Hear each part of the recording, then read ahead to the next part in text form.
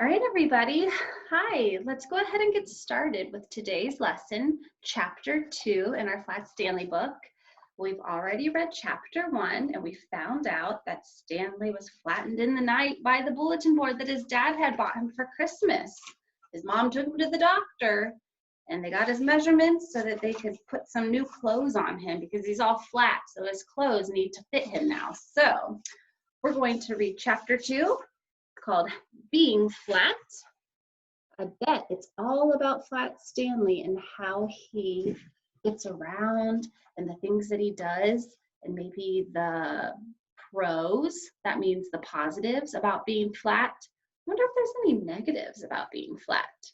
But let's do like we always do. Let's read our questions so we know exactly what we're looking for, okay? So Chapter 2. Number 1, Stanley hated being flat or loved being flat. Number 2, Stanley helped his mother by A, sliding through the window and unlocking the door, B, cleaning under the refrigerator, or C, going down a shaft to look for her ring. Number 3, Stanley used A, his shoelaces, B, his shirt, or C, his belt as a string. Number 4, the policeman thought Mrs. Lambchop was either clever, wise, a cuckoo, or silly. Number 5, how did Stanley get to California? Was it by train, airplane, or in an envelope? Number 6, Stanley had a fine or terrible time in California. And number 7, another title for this chapter could be A, The Adventures of Being Flat, B, The Trip to the Zoo, or C, Police to the Rescue. All right, let's go ahead and read Chapter 2, Being Flat. Page 8. When Stanley got used to being flat, he enjoyed it. He could go in and out of rooms even when the door was closed, just by lying down and sliding through the crack at the bottom. Mr. and Mrs. Lambchop said it was silly, but they were quite proud of him. Arthur got jealous and tried to slide under a door, but he just banged his head. I guess that would be a pro. If you got locked out of your house. Being flat could also be helpful, Stanley found. He was taking a walk with Mrs. Lambchop one afternoon when her favorite ring fell from her finger. The ring rolled across the sidewalk and down between the bars of a grating that covered a deep, dark shaft. Mrs. Lambchop began to cry. I have an idea, Stanley said. He took the laces out of his shoes and an extra pair out of his pocket and tied them all together to make one long lace. Then he tied one end of that to the back of his belt, and he gave the other end to his mother. Lower me, he said, and I'll look for the ring. This is like the sewer system. That's what a shaft is.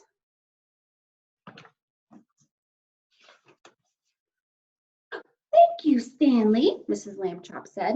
She lowered him between the bars and moved him carefully up and down and from side to side so that he could search the whole floor of the shaft.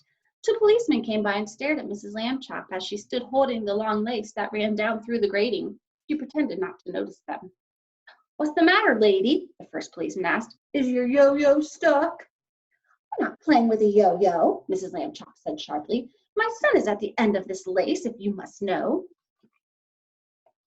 How rude. And there he is, really. Probably hard to believe, though. Get the net, Harry, said the second policeman. We caught a cuckoo. Just then, down in the shaft, Stanley cried out, Hooray! Mrs. Lambchop pulled him up and saw that he had the ring. Good for you, Stanley, she said. Then she turned angrily to the policeman. A cuckoo indeed, she said. Shame. The policeman apologized. Oh, we didn't get it, lady, they said. We've been hasty. We see that now. People should think twice before making rude remarks, said Mrs. Lambchop, and then not make them at all.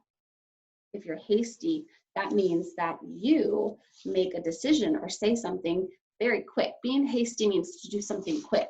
So they were quick to judge Mrs. Lambchop there. The policemen realized that was a good rule, and they said they would try to remember it. One day, Stanley got a letter from his friend Thomas Anthony Jeffrey, whose family had moved recently to California. A school vacation was about to begin, and Stanley was invited to spend it with the Jeffreys. Oh boy, Stanley said, I would love to go. Mr. Lambchop sighed. A round-trip train or airplane ticket to California is very expensive, he said. I'll have to think of a cheaper way. When Mr. Lambchop came home from the office that evening, he brought with him an enormous brown paper envelope. Any predictions? How will Stanley get to California? Now then, Stanley, he said, try this for size. The envelope fit Stanley very well. There was even room left over, Mrs. Lambchop discovered, for an egg salad sandwich made with thin bread and a toothbrush case filled with milk. They had to put a great many stamps on the envelope to pay for both airmail and insurance, but it was still much less expensive than a train or an airplane ticket to California. The next day, Mr. and Mrs. Lambchop slid Stanley into his envelope, along with the egg salad sandwich and the toothbrush case full of milk, and mailed him from the box on the corner. Would your parents do that? Put you in an envelope and mail you across the country? And then for a little snack, they give you an egg salad sandwich, and a little container of milk. I don't know if I'd do that with my kids.